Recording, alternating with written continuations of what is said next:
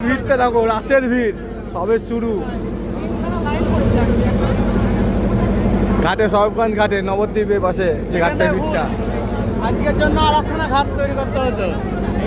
এইদিকে মায়াপুর ঘাটের ভিড়টা দেখো, তারপরে মায়াপুর ঘাটের ভিড়,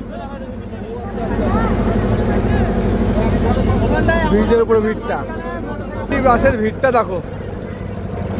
লঞ্চে করে মানুষ যাচ্ছে রাসের উদ্দেশ্যে।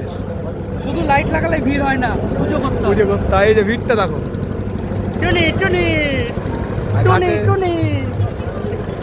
মানুষের আবেগ ও ভালোবাসাটা দেখো, রাসের উদ্দেশ্যে নবদ্বীপ। তোমরা ভালো করে লাইট পুজো করো, সামনের বছর আমরা লাইট পুজো দেখতে যাবো।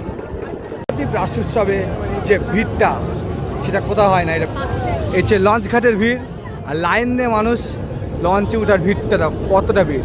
আমরা আসলাম ওপর থেকে, ওপরে ভিড়টা এই দেখো, ঘাটে রাখার জায়গা নেই মানুষের।